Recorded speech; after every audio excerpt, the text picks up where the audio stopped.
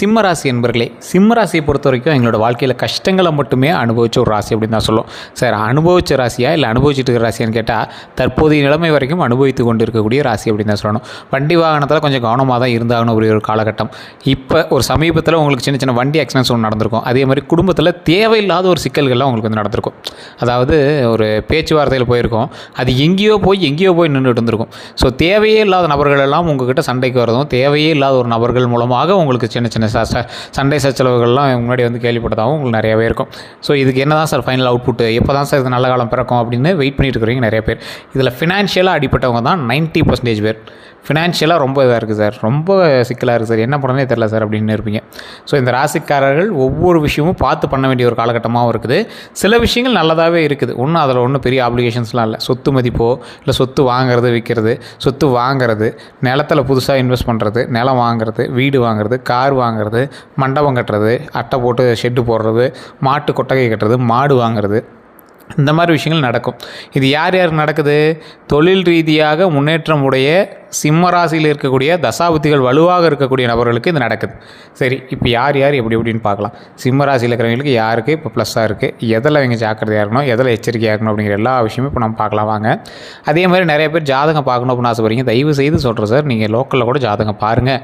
நீங்கள் டிஸ்கிரிப்ஷனில் நம்பர் இருக்குது, உங்களுக்கு வேணும் அப்படின்னா மட்டும் கீழே வந்து நீங்கள் இந்த நம்பரை பயன்படுத்தி நீங்கள் வந்து ஜாதகம் பார்த்துக்கலாம். வெளிநாட்டு வாழ் மக்களுக்கும் கீழே இருக்க நம்பருக்கு நீங்கள் வாட்ஸ்அப் பண்ணிங்க அப்படின்னா போதுமானது. வாட்ஸ்அப் மூலமாக உங்களுக்கு டீட்டெயில் வந்து சேரும். ஸோ நிறைய பேர் அதான் கேட்டுட்டு இருக்கிறீங்க. அதே மாதிரி மெசேஜ் பண்ண உடனே ரிப்ளை வராது, கொஞ்சம் வெயிட் பண்ணோம். உங்களுக்கான அப்பாயின்மெண்ட் கொடுப்பாங்க, அதுக்கப்புறமேட்டு தான் வந்து பேச முடியும். பிரபல ஜோதிடர் நம்பர் தான் கொடுத்துருக்கேன். ஸோ நிறைய ஆக்டர்ஸுக்கு, சினி ஃபீல்டில் இருக்கிறவங்களுக்கு, பொலிட்டிஷியன்ஸ்க்கு எல்லாமே பார்த்துட்டு தான் இருக்காங்க. ரெகுலராக எங்களுக்கு வந்து அப்டேட்ஸ் கொடுத்துட்டே இருப்பாங்க.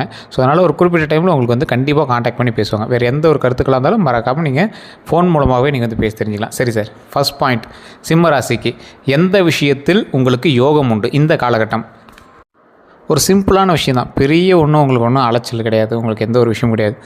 வண்டி வாகனங்கள் வாங்குகிற யோகம், வண்டி வாகனங்கள் நல்லா அமையுது. அப்போவும் இந்த ஒரு மாத காலம் கொஞ்சம் பொறுமையாக தான் பண்ண வேண்டியது இருக்குது. அதாவது மார்ச் 6லேருந்து உங்களுக்கு வந்து ஓரளவுக்கு பரவாயில்லையாக இருக்குது அப்படின்னு சொன்னால் அவங்க தலைமையிலே ஒரு நங்குன்னு ஒரு கொட்டு வைங்க. மார்ச் 6லேருந்து பரவாயில்லையாக தான் இருக்குது, அதுக்கு மேலே இன்னும் இருக்கக்கூடிய நாட்களும் உங்களுக்கு சூப்பராக இருக்குது. ஸ்டார்டிங்லேயே உங்களுக்கு ஒன்றும் லாட்ரி டிக்கெட் கிடையாது, ஜாக்பாட்லாம் கிடையாது, கொஞ்சம் பொறுமையாக தான் போகும். ஸோ நிறைய பேர் என்ன பண்ணுறாங்க, உங்களுக்கு நல்ல யோகம், சூப்பரான யோகம் பிறகுது அது இதுங்கிறாங்க. கொஞ்சம் பொறுமையாக பொறுத்து காத்து இருக்கக்கூடிய ஒரு விஷயங்கள் தான் அதற்கு பிறகு வெற்றி நிச்சயம். சரி, இந்த ஒரு மாத காலம் வண்டி வாகன யோகம் உண்டுங்க. வண்டி வாங்கலாம், புதுசாக கார் வாங்கலாம், 2 வீலர் வாங்கலாம், இந்த மாதிரி நிறைய யோகங்கள் உண்டு. அதே போல் இந்த ஒரு மாத காலங்களுக்கு பிறகு நிலபலன்களுக்கு வாய்ப்புகள் அதிகம். ஸோ இந்த ஒரு மாத காலத்துலேயே நீங்கள் நிலம் பார்த்து வைக்கிறது, அட்வான்ஸ் பண்ணுறது, இந்த மாதிரி விஷயங்களாக இருக்குது. வியாபார ரீதியாக பண்ணுறீங்க அப்படின்னா அது வேறு. அதே உங்களுக்காக பர்சனலாக நீங்கள் ஒரு லேண்ட், ரொம்ப நாள் கனவு சார் வீடு வாங்கணும், ரொம்ப நாள் கனவு சார் லேண்ட் வாங்கணும், ரொம்ப நாள் கனவு சார் விவசாய நிலம் வாங்கணும், இந்த மாதிரி இருக்கிறீங்களா இந்த காலகட்டம் முன்னால் ப்ளஸ் பாயிண்ட். ஸோ இந்த டைமை நீங்கள் பயன்படுத்திட்டீங்க அப்படின்னா கொஞ்சம் உங்களுக்கு ஆப்டாக உட்காருது அப்படின்னு வச்சுக்கோங்களேன். ஸோ இதில் வீடு கட்டக்கூடிய யோகம், வண்டி மனை கட்டக்கூடிய யோகம், அதாவது மனைன்னா வீடு தான். ஸோ அதே மாதிரி இன்னொன்று என்ன அப்படின்னா மண்டபம் கட்டக்கூடிய யோகம் வருது. ஸோ மண்டபம் கட்டுறீங்க அப்படின்னாலும் உங்களுக்கு நல்ல ஒரு அற்புதமான காலகட்டமாக இந்த காலகட்டங்கள் அமையுது. கரெக்டாக ஒரு 6.5 வருஷம் 8 வருஷத்துக்கு பக்கமாக இருக்குது இந்த யோகம். அதில் ஒரு மெயின் பார்ட்டு இப்போ. அதே போல் நிலபலன்கள் கண்டிப்பாக இந்த டைமில் ஒரு நிலம் வாங்குவீங்க. நிலம் சார்ந்த விஷயங்கள் உங்களுக்கு கண்டிப்பாக நடக்கும். அதுக்கு தகுந்த மாதிரி கடனும் இருக்குது தான் செய்யும். கடன் வந்து ஃபினான்ஷியலாக உங்களுக்கு இருக்குது தான் செய்யும், அது ஒன்றும் பண்ண முடியாது. ஸோ ஃபினான்ஷியலாக உங்களுக்கு சில விஷயங்கள் இருக்குது. அதே போல் பண ரீதியாகவும் சில விஷயங்கள் இருக்குது, தொழில் ரீதியாகவும் நல்ல வருமானங்கள் இருக்குது. ஸோ இதுதான் வந்து இனி வரக்கூடிய நாட்களில் நடக்க இருக்குதுங்க. இந்த ராசிக்காரர்களுக்கு இன்னொரு பெரிய விஷயங்கள் என்ன தெரியுமா? கடன் வாங்கி நீங்கள் இப்போ எது செஞ்சாலும் வருங்காலத்தில் அந்த கடன்கள் எல்லாமே சரியாயிரும், வருமானம் அதிகமாக பெருகக்கூடிய ஒரு காலகட்டமாக அமையுது. சார், ராசிகள்லேயே மிகவும் முக்கியமான ராசி, பிரபலமான ராசிகள் பல ராசிகள் உண்டு. அந்த ராசிகளில் இப்போ வரக்கூடிய காலகட்டத்தில் இருக்கக்கூடிய சில முக்கியமான ஒரு ஹையர் கிரேடில் போகக்கூடிய ராசிகள் அப்படின்னா சிம்ம ராசி அதில் முதன்மையாக வந்துடுதுங்க. அதாவது ஒரு ராசி ஒரு குறிப்பிட்ட டைமுக்கு மட்டும் அது ரொம்ப பீக் ஏறும் பார்த்தீங்களா, அந்த மாதிரி ஒரு பீக் ஏறக்கூடிய டைம் தான். என்ன இப்போலேருந்தே ஆரம்பிக்குது, அப்படி கொஞ்சம் ஸ்டெப்பாக படிப்படியாக தான் ஏறுதுங்க. அதனால் நீங்கள் கவலைப்பட தேவையில்லை. தொழிலில் நன்மை உண்டு, வாக்கியஸ்தானத்தில் நன்மை உண்டு, வாக்கு கொடுக்கக்கூடிய ஒரு விஷயத்தில் நல்லா பார்த்தோன்னா பாக்கியம், தொழில் பாக்கியமும் உண்டு. உங்களுடைய ஒரு முக்கியமான விஷயம் என்ன அப்படின்னா, குடும்ப ரீதியான விஷயத்தில் கொஞ்சம் சிக்கல்கள் இருக்குது அப்படின்னா அதை கொஞ்சம் சரி பண்ணிக்கணும். தாய் தந்தையர்கிட்ட பேச்சுவார்த்தையில் கவனம் செலுத்தணும். அதே மாதிரி குழந்தைங்கள்கிட்ட நல்லா பேச்சுவார்த்தையில் கவனம் செலுத்தணும். குழந்தைகள்லாம் இருக்காங்க அப்படின்னா, ஒரு 18 வயது 17 வயது குழந்தைங்களாம் படிக்கிறாங்க அப்படின்னா மைண்டு டைவெர்ட் ஆகும், படிப்பில் மட்டும் கான்சன்ட்ரேட் பண்ண வைங்க. பேருக்கு எடுத்துக்காமல் கரெக்டாக பார்த்துக்கோங்க. தொழிலில் முன்னேற்றம் உண்டு. தொழிலில் எந்த அளவுக்கு நீங்கள் ஈடுபடுறீங்களோ அந்த அளவுக்கு அதற்கு அவுட்புட்டும் கிடைக்க ஆரம்பிக்குது. அதே போல் தொழிலில் வேறு ஒருவரை நம்பி நீங்கள் செய்து கொண்டிருக்கிறீர்கள் என்றால் கவனம் தேவை. வேறு ஒரு நபர்களை வச்சு பண்ணுறீங்க அப்படின்னா அந்த லேபருக்கு கொஞ்சம் எச்சரிக்கையாக பொறுமையாக அவங்கள வச்சு நிதானமாக எல்லாத்தையும் செய்யுங்க. அதன் மூலமாக பல விஷயங்கள் நீங்களும் கற்றுக்க வேண்டிய காலகட்டங்கள்லாம் இருந்துச்சு, அதெல்லாம் கற்றுக்கிட்டீங்க. இனிமேல் அவங்களை எப்படி நடத்தணும் அப்படிங்கிறத தெரிஞ்சுக்கோங்க. அதற்கு தகுந்த மாதிரி நீங்களும் ஒர்க்கை கொடுங்க, ஒர்க்கை வாங்குங்க. இதுதான் வரக்கூடிய காலகட்டங்கள் நடக்க இருக்குது. தொழில் ரீதியாக முன்னேற்றம் இருக்கக்கூடிய பல காலகட்டத்தில் இது உங்களுக்கு ஒரு முக்கியமான காலகட்டம். இந்த டைமில் சுழண்டு உளுந்துடாதீங்க, நிமிர்ந்து நின்று வேலை செய்யுங்க.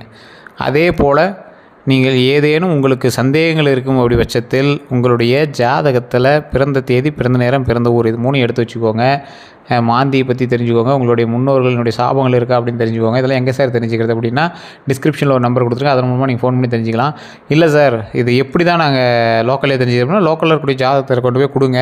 உங்களுக்கு இங்கே சொல்கிற சாட்டிஸ்ஃபை ஆகலை, இவங்க சொல்கிறது வந்து எல்லாம் பொதுவாக சொல்கிற மாதிரி இருக்குது அப்படின்னா கண்டிப்பாக நீங்கள் பிரபலமான சில ஜோதிடர்கள்ட்ட கேட்டிங்க அப்படின்னா மட்டும் தான் தெரியும். ரொம்ப நல்ல ஒரு டீப்பாக பார்க்குறவங்ககிட்ட தான் கேட்கணும். உங்களுடைய முன்னோர்களினுடைய சாபத்தை வந்து ஒருத்தர் ஜோசியர் மூலமாக கண்டுபிடிக்கிறாங்க, ஜாதகத்தின் மூலமாக கண்டுபிடிக்கிறாங்க அப்படின்னா அதுதான் ஹைலைட். அது வந்து யாராலையும் அவ்வளோ சீக்கிரம் கண்டுபிடிக்க முடியாது. அதெல்லாம் ட்ரிக்கு. ஸோ அந்த விஷயத்தை மட்டும் கண்டுபிடிச்சாங்க அப்படின்னா அதுதான் ஹைலைட்டு. ஜாதகத்திலே இல்லாத ஒரு விஷயம், முன்னோர்களுடைய சாபங்கள் இருக்குது, இல்லை எப்படி இருந்தது, யாரால் இருந்தது, பெண்ணாலையா இல்லை பொண்ணாலையா நிலத்தாலையா எதால் இருந்தது, இல்லை அது என்ன மனஸ்தாபங்களா என்ன இருந்தது, என்ன விஷயங்கள், அது எல்லாத்தையுமே தெரிஞ்சு அதுக்கு தகுந்த மாதிரி அதுக்கான தீர்வையும் கொடுத்து அதுக்கு தகுந்த மாதிரி பேசக்கூடிய ஒரு நபர்கள்ட்ட நீங்கள் ஜோதிடம் பார்த்தீங்க அப்படின்னா சிறந்ததாக இருக்கும். அப்படி ஒரு நம்பர் தான் கீழே கொடுத்துருக்கேன். டிஸ்கிரிப்ஷனில் இருக்குது, ஃபேஸ்புக்கில் ஸ்க்ரீனில் இருக்குது. அதே போல் இன்னொரு விஷயம் நல்லதாக சொல்கிறேன், கேட்டுக்கோங்க. இந்த ராசிக்காரர்கள் குலதெய்வத்தினுடைய அருள் பெற்றவர்கள், சிம்ம ராசிக்காரர்கள்.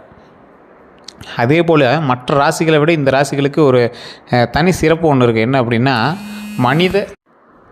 மனித உடலும் அதே போல் மிருகத்தினுடைய தலையும். ஸோ இது அதாவது 2 உயிரினங்கள், மனிதனும் இன்னொரு விலங்கினங்களும் சேர்ந்து இருக்கக்கூடிய ஒரு இறைவனை வணங்குனீங்க அப்படின்னா மிகப்பெரிய நன்மை உண்டு. நரசிம்மர், மனித உடல், சிங்கத்தினுடைய தலை. அதே மாதிரி ஒவ்வொரு தெய்வங்கள், வராகியம்மன், இந்த மாதிரி நிறைய தெய்வங்கள் இருக்குது. ஸோ அந்த தெய்வங்கள்லாம் நீங்கள் வணங்கும் போது டபுள் மடங்கான பவர் கிடைக்குது.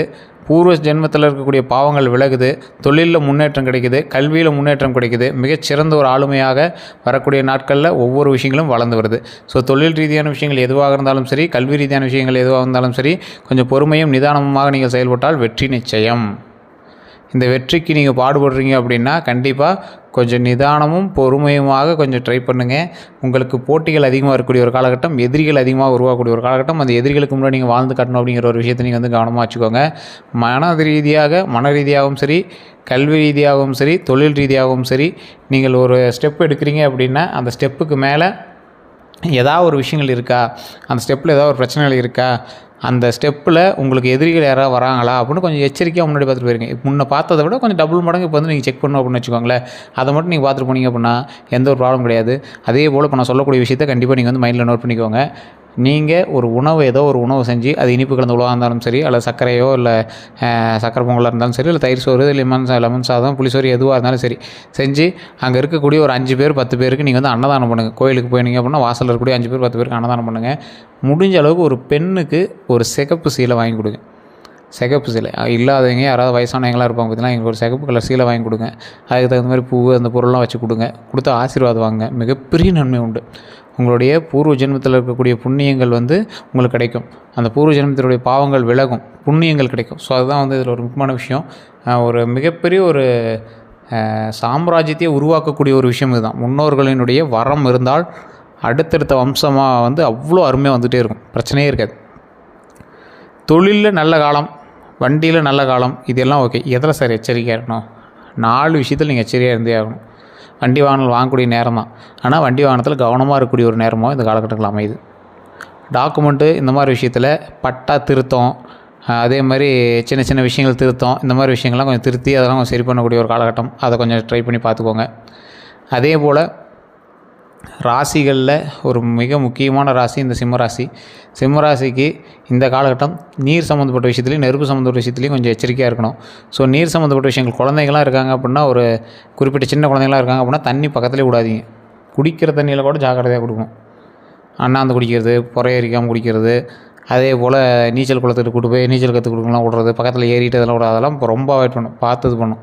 ஏதோ ஆறு இருக்குது சார், வெயில் காலமாக இருக்குது, போய் குதிக்கிறேன் விளையாடுறேன்னாங்க, அதெல்லாம் விட்டவே விடாதீங்க. அடித்து கூட உட்கார வைங்க அந்த குழந்தைங்கள, அடித்து கூட நீங்கள் சொல்கிற பேச்சு கேட்க வைங்களே தவிர தண்ணி பக்கத்தில் விடாதீங்க இந்த காலகட்டத்தில் மட்டும், தண்ணி நெருப்பு பக்கத்தில். ஸோ இதை நான் வீடியோக்காக சொல்ல, கொஞ்சம் சிம்ம ராசியில் இருக்கிறவங்க கொஞ்சம் பார்த்து தண்ணி சம்மந்தப்பட்ட விஷயத்தில் கொஞ்சம் கவனமாகவே இருங்க, குழந்தைகள் சம்மந்தப்பட்ட விஷயத்தில் கொஞ்சம் கவனமாகவே இருங்க.